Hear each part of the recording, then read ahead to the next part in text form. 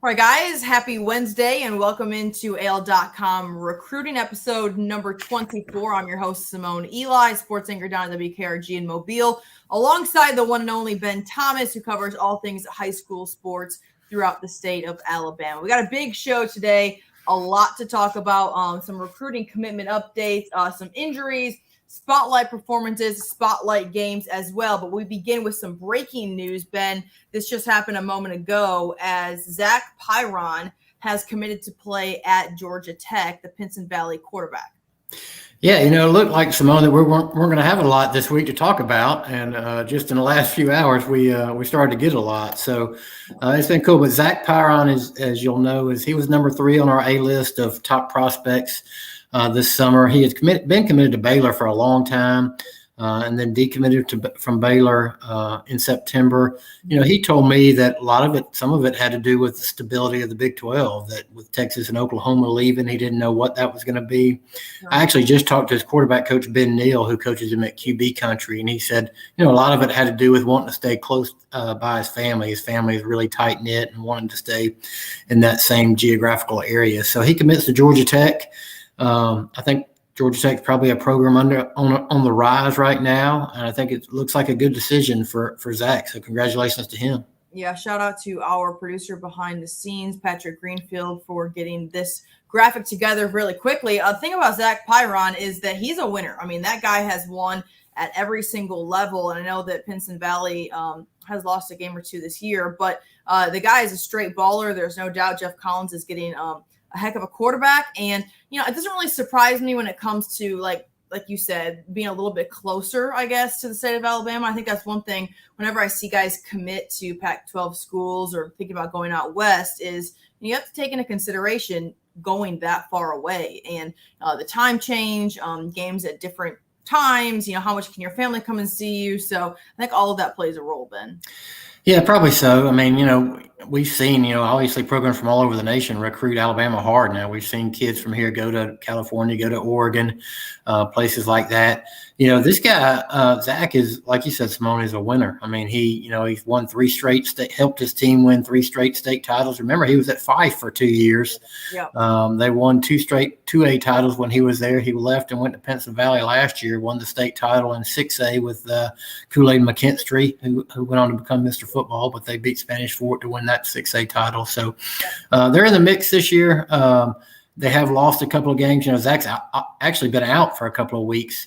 But I think he may be back this week. So haven't talked to him yet since his commitment. But, Ben Neal, his quarterback coach, says that he's got a guy that can attack the field in a lot of different areas. He can attack it with his arm. He's a physically tough guy. He likes to be – his idea of a good time is being on the field for 2 hours and working and sweating and that type thing. So good fit for Georgia Tech. We've always felt like Randy Kennedy and I, who helps me with our A-list, has always felt like this is one of the more underrated quarterbacks in our state this year, along with, guys like Connor Harrell and those been at Meredith at Hoover and Caleb Johnson and those type guys. But good, I think a good fit for him at Georgia Tech, and he'll be closer by. We'll be able to see him more maybe. Sure. Good stuff. All right, Bama Auburn fans, we will be talking about some potential prospects for the Tide and Tigers here in just a bit. Ben, let's talk about Khurtiss Perry, expected to name his top 5 this week. This is a guy out of Pike Road that we have talked about quite a bit.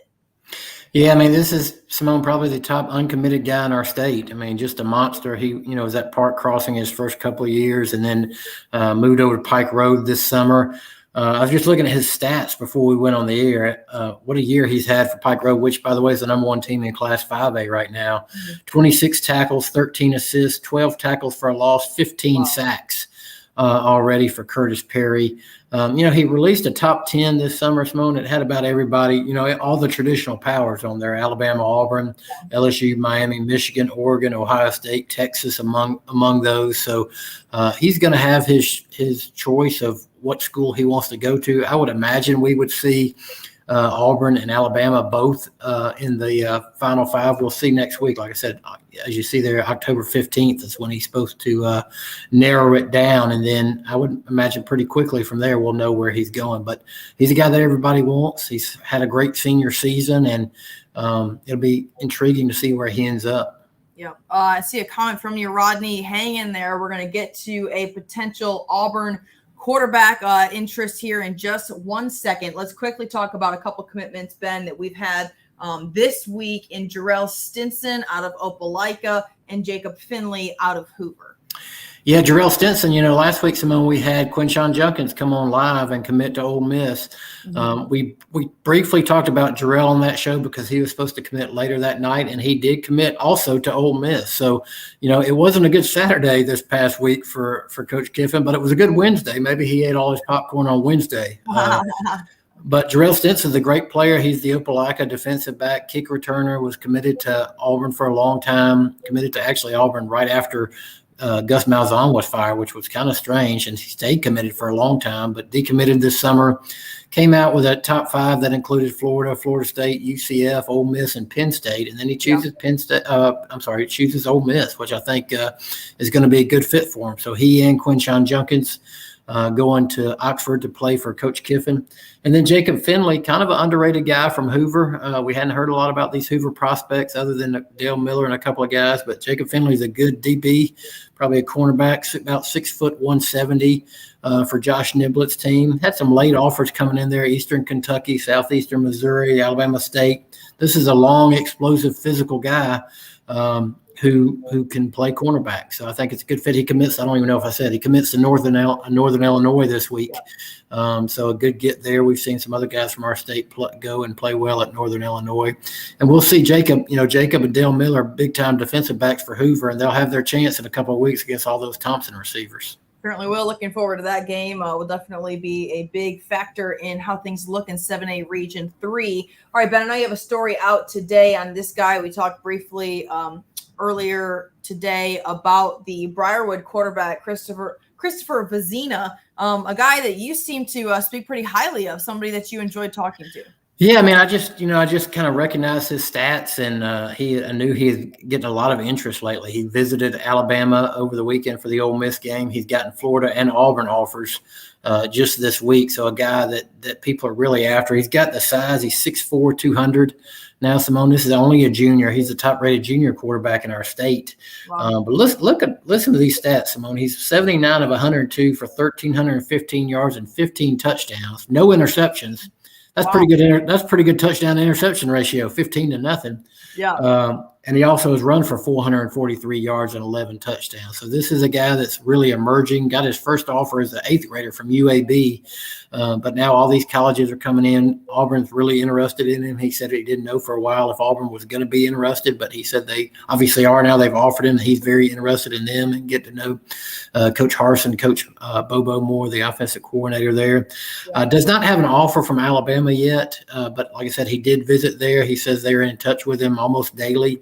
And he's not sure exactly where he ranks on the board, but that could be coming as well. So, but big-time quarterback prospect with all the tools. And, check out that story on AL.com right now. As I said, good guy with a bright future. Yeah, I think it's pretty telling, not only his stats when it comes to talent-wise, when Brian Harsin, who is known for his offense, is known for wanting to put together the future of the Tigers offensively, to have an offer as a junior in-state guy, I think that's pretty big time to get that from the Tigers. So we'll be interested to see if he sticks with an in-state school within the SEC. All right, talking some recruit injuries, not something that we often do, but now we are beyond the middle way of the season. And Ben, we're starting to see injuries pop up all throughout the state, unfortunately, for a lot of guys, for a lot of teams. But this does not stray away from guys who are some of our top prospects in the state. And we begin with the Spanish Fort defensive back, Carl Fontroy, who tore his ACL, man. That's a tough situation. I know he's a basketball guy too. Yeah, brutal blow for really, like you said, the football and basketball teams. I mean, he was their leader in the football team in the secondary. Yeah. Tore his ACL, as you mentioned, on Friday night in that big game against Saraland, which they lost. He tore it in the first half, didn't come back in the second half. The people that were at that game tell me that it didn't look that bad. You see that sometimes with ACL injuries. You think, oh, it's not that bad, and then they find out later it was pretty bad. So he has not had surgery yet. They're going to wait till the swelling goes down. And as you mentioned, this is a tough blow for Jimbo Tolbert's basketball team. Spanish Fort made the finals last year, lost to Mountain Brook. This was their starting point guard, and so he'll miss not only the rest of the football season for Spanish Fort, but the basketball season as well. So really tough blow, and hoping for a speedy and good recovery there from Carl as he gets ready. He's committed to UAB already to play football. So hopefully by next spring he'll be ready to go and get up there with Bill Clark and the Blazers. No question. Wishing him the very, very best. Another guy, a 2024 guy, Sterling Dixon. Ben, I needed a story on him as well. Has been out with a shoulder injury. He's Mobile Christian standout who is only going to continue to get more attention over the next couple of years. Yeah, he's really only played 2 games this year. He's been playing for a long time for Mobile Christian. Ronnie Cottrell is their coach, who was a assistant coach at Florida State, assistant coach at Alabama for a long time. He says this guy reminds him of Peter Boulware and Andre Wadsworth, who were great players for the Seminoles when he was there. He was the Max Prep freshman All-American last year, along with Rodney Rule III. So a guy who's already gotten a lot of accolades. In fact, current Alabama freshman Deontay Lawson played at Mobile Christian, and Coach Cottrell told me that Sterling has more offers than Deontay did right now at this point in their career. So wow. He is a big-time prospect, and tore his labrum, had surgery.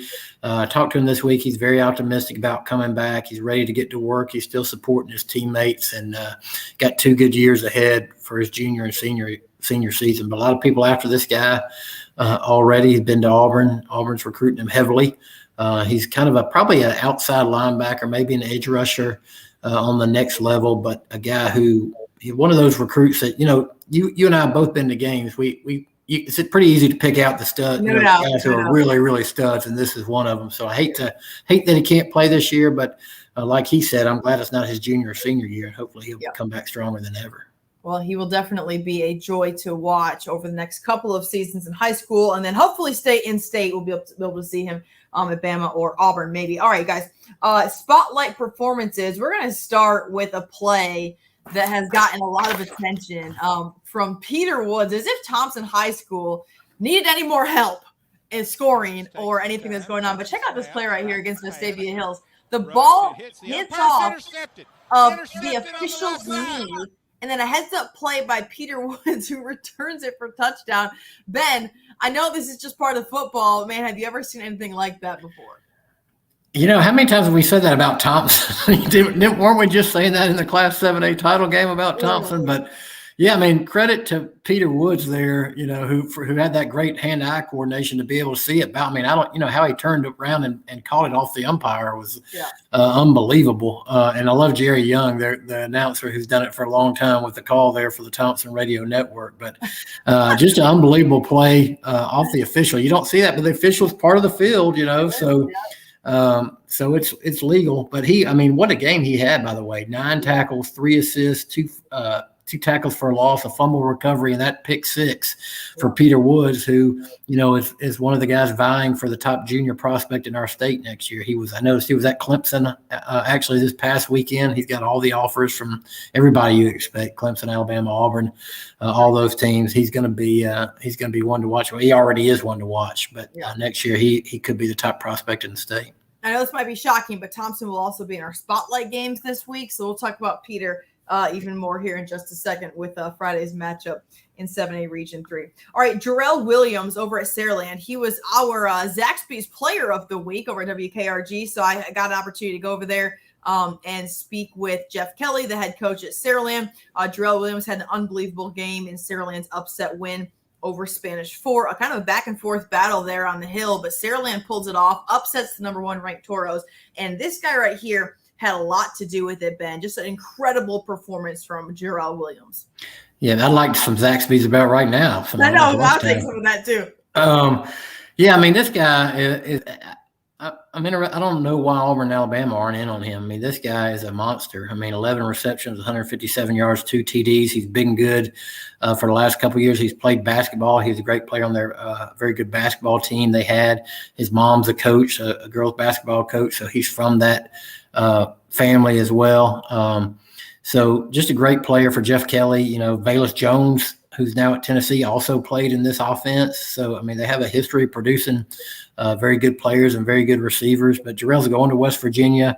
Neil Brown obviously, we know him from Troy fame, recruited him, and he's going to be very good in that offense up there in West Virginia. Great player for Saraland. And I would expect we see them go deep in the playoffs as they've kind of heated up now. So we'll see more and more attention on him as we move forward.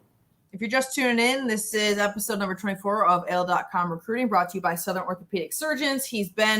I'm Simone. We're talking about our spotlight performances. Peter Woods, Jarrell Williams, Caleb Johnson out of Clay Chalkville, the quarterback, headed to Louisville. Ben also had a really, really big day for what seems to be a very, very dominant Clay Chalkville team in 6A.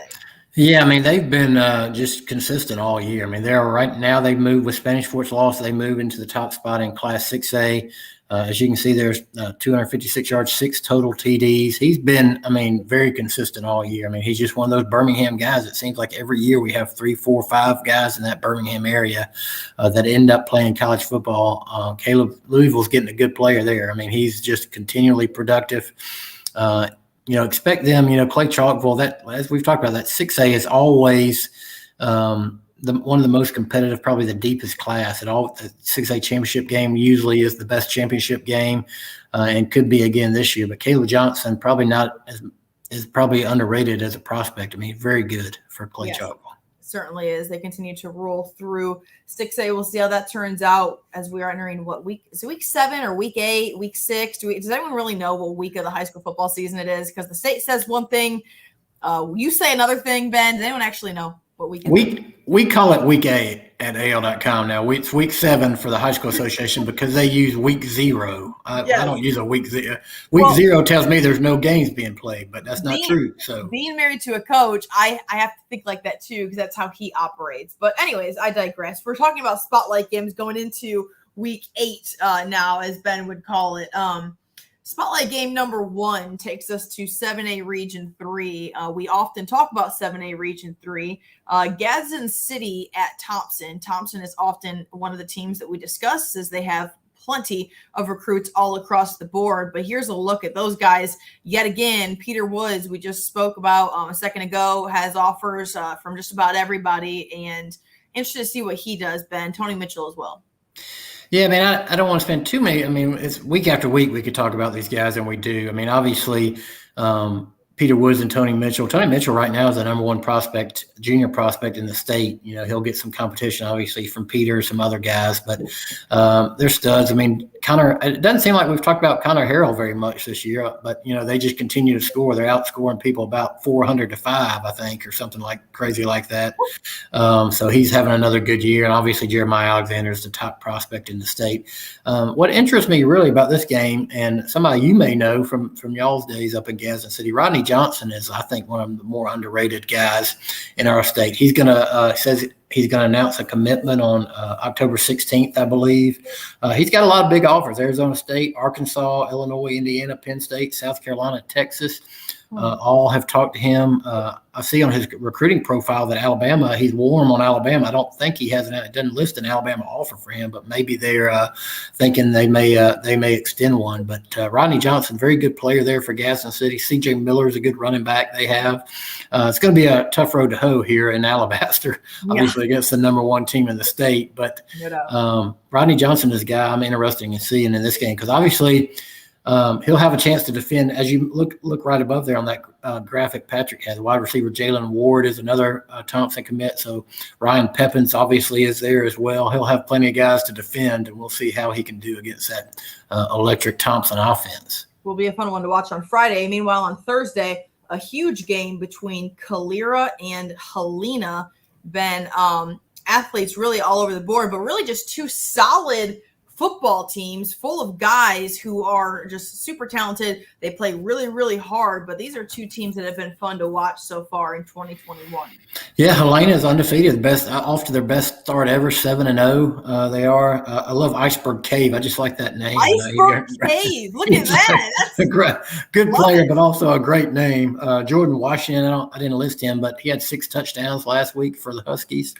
279 yards rushing on just 16 carries. And then, of course, the guy that everybody in Alabama is interested in, Kobe Prentice, just continues to produce there at Calera. Last week, 9 receptions, 106 yards, and a touchdown. for Calera. So it should be a very exciting game. For some reason, there's a lot of games on Thursday this week statewide. I'm not exactly sure if it's homecoming everywhere or somebody brought up that maybe we have a little bit of shortage of officials, maybe to get better officials they're playing on Thursday. But this is a Thursday game and a good one, Calera and Helena. And anytime Kobe Prentice is on the field, it's a must watch for Alabama fans. Good stuff. Good stuff. And our final spotlight game, 6A down here in the coastal area in Gulf Shores and Saraland. Again, I told you a minute ago, I was talking to Jeff Kelly. He says this Gulf Shores team doesn't look like Gulf Shores from years past, Ben. Yeah, I mean, we've talked about Ronnie Roy. We mentioned him earlier in the show, along with Sterling Dixon, probably the two top sophomores in our state right now. Having another good year, had 4 touchdowns last week against Centradale. We mentioned Jarrell Williams. I won't spend too much time on him. We talked about him earlier in the show, the great game he had against Spanish Fort.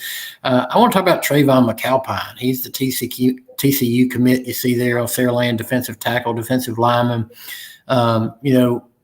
I understand that TCU thinks Trayvon is the top recruit in their class this year. And in fact, Gary Patterson has told people that he thinks he has a potential to be a first-round draft pick. Great player, really disruptive. Ben Blackman mentioned how disruptive he was on the defensive lineman last week against Spanish Fort. So another guy that I hate that we're letting get out of state because I think he could play it at the highest level, but right now committed to TCU, and obviously TCU kind of known for defense under Gary Patterson, so not a bad fit for him, but would like to see some of these guys stay in state as well. Call up Brian Harsin, see if maybe he'll extend a late offer to, they'll take anybody on the D-line over there. They need some guys on the D-line.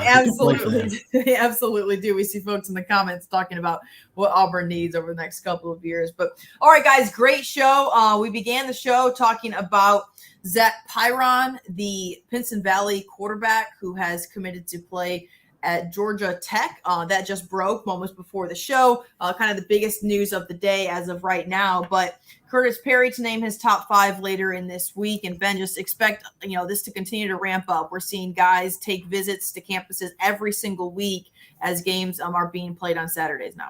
Yeah, so we know, just reflecting, we know Khurtiss is going to name his top 5 next week. Rodney Johnson, Gadsden City DB, supposed to commit. I also think we may be close to commitment for Drew Bobo, the Auburn offensive lineman, son of Auburn offensive coordinator Mike Bobo. I think that could be coming in the next week. And his teammate Eston Harris, maybe him as well, although I think Drew will probably come before Eston Harris's commitment. But I think that could happen maybe before our next show next week. We'll see. All right, guys. Well, a lot to look forward to. Thanks so much for tuning in. Hope you have a great rest of your Wednesday. For Ben Thomas and Patrick Greenfield, I'm Simone Eli. This is AL.com Recruiting, brought to you by Southern Orthopedic Surgeons, here for the athlete in all of us. Y'all have a great rest of your day.